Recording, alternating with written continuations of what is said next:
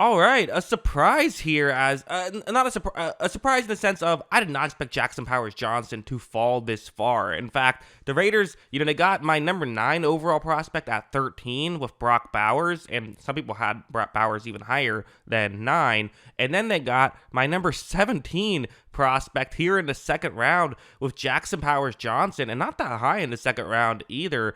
What's interesting is they drafted him at guard, so we're going to get into the film. I kind of just assumed he was going to be tackle, so most of what we're going to talk about is going to be tackle, excuse me. That'd be a weird one. I assumed he was going to be center, so that's most of what we're going to talk about is how he would do at center. They said guard, which makes sense to have Andre James, so I'm assuming they're going to try and put him at guard and see how that works, which could be smart. I mean, again, for the Raiders, I'm sure that there were reports that they were maybe trying to trade up to get Penix. I'm sure they would have loved to get a quarterback in this draft class, but also that's kind of what the signing of Gardner Minshew did, right? Was it gives you two options at the quarterback position with Aiden O'Connell and Minshew of whoever, let them compete in preseason, figure it out.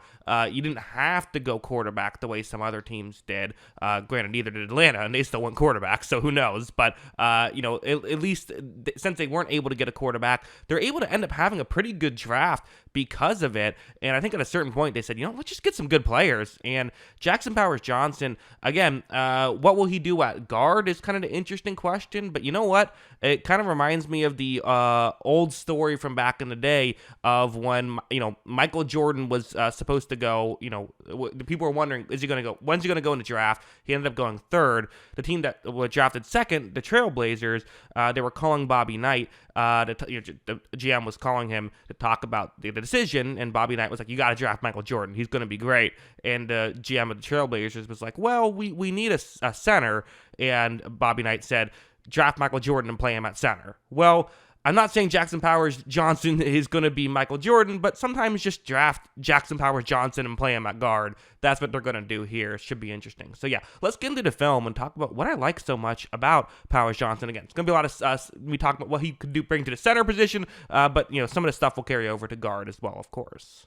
Let's start off with this play. So he's going to be going up to the second level, which is really, I think part of where he really shines is his ability to get up to that next level, which is obviously something that's very important at the center position. When this play begins, again, you see him, he doesn't just rush up there. He's very deliberate in the pathway he takes and getting not just to the player he's supposed to block, but getting a good angle to be able to block that player out of the way. Because again, sometimes you see these guys that just kind of run up and just go straight towards the player, but at that point, you're not really knocking them out of the way in any direction, and they can still reach over and make a tackle. You see how Powers Johnson is kind of angled to push the defender a little bit closer towards the bottom of the screen, and also watch how far he pushes him. Really kind of almost an annihilation there, completely finishing off that block. He definitely has these types of plays that will wow you, and listen, people will say left and right, well, how much does a center really matter? I mean, on plays like this, they matter a lot, or they can matter a lot, I should say. Now, on this specific run, it didn't matter too much, but again, it's a team sport. One guy can't do it alone. But having a guy who can do this consistently certainly can go a long way in the running game. But also with things like this, where he has a one-on-one block here in pass protection. I mean, that's difficult, right? For even the best centers, they can often get beat when you have to block someone one-on-one because, just logically it makes sense, right? You have to snap a ball, so it's going to be a little bit longer for you to get your hands up. Watch how he is able to still get his hands up very quickly, though, and get in position to make the block. And when you have hands that are effective, you're going to typically be a good offensive lineman. Again, if you're getting drafted in the first round, you probably have the athletic tools to make it work. But the technique is usually what sets those guys apart. His technique very sound. You see at this point definitely has the strength to not get ran over, is able to finish off that block. So really with Powers Johnson, it's just a consistency thing. More than anything else, it's just again, is this a highlight reel level play? No, but it's a good play. And when you're watching film, this is the majority of what you see, which is why it's, good to see him be able to do this stuff. There's also stuff like this where, so he's going to be going up to actually number 4 there. That's the guy who's going to end up blocking on this one. It's once again getting up to the next level in the running game. However, when it begins, again, number 4 is doing a pretty good job, and he's a speed guy. He's a skill, or he's a defensive back. So he is someone who, for offensive linemen, this is tricky. Usually you think, offensive lineman against defensive back, easy win. Let's just, finish off that block one-handed and then let's move on. And, usually strength-wise, that's true, but you still have to be able to get in position to make the block, and oftentimes it's actually a lot more difficult than you'd think.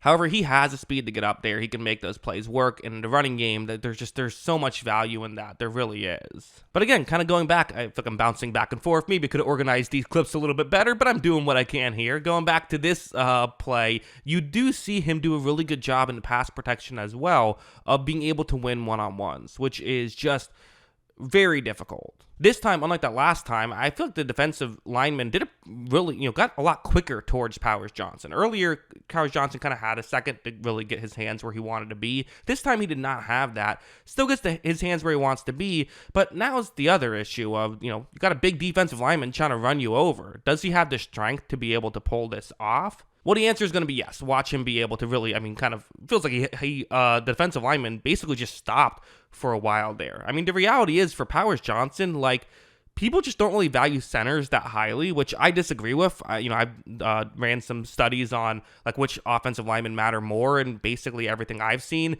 says that they're kind of equally valuable. But for someone like Jackson Powers Johnson, I have one note I have on film. There's this where, okay, so you see where he is the center. He did this a few times. I'm not exactly sure why, but watch what he's going to do. Look at how far back he is going to go on these types of plays. He would do this a bit where he would, they say sometimes you got to lose ground to make ground, all of that good stuff. Feels like he would take that a bit to the extreme at points. I guess that's it. People also said he has small arms, but whatever. Again, there's no evidence to support that actually matters. It matters. Obviously, logically it matters, but it's not like if you have smaller arms and you're still able to be effective at the college level, then you're not going to be effective at the NFL level because of those small arms. That doesn't happen. So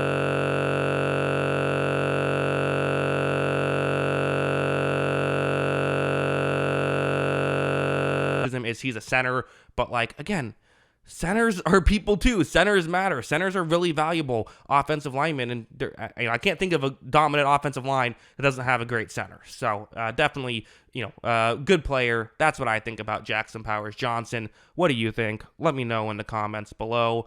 Always love hearing from you. And of course, as always, thanks for watching. Hey, you made it to the end of the video. I appreciate that. If you want to see more videos like this, make sure you hit the subscribe button or just click on the channel itself. I will be covering every little detail about this draft, so, if there's anything you're interested in, I'm sure I have a video about it. Make sure you check that out. Also, if you like movies, make sure you check out my movie channel. The link is in the description for that.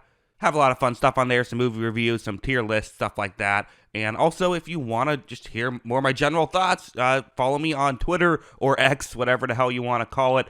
Link is in the description for that as well. And once again, thanks for watching. I do appreciate it.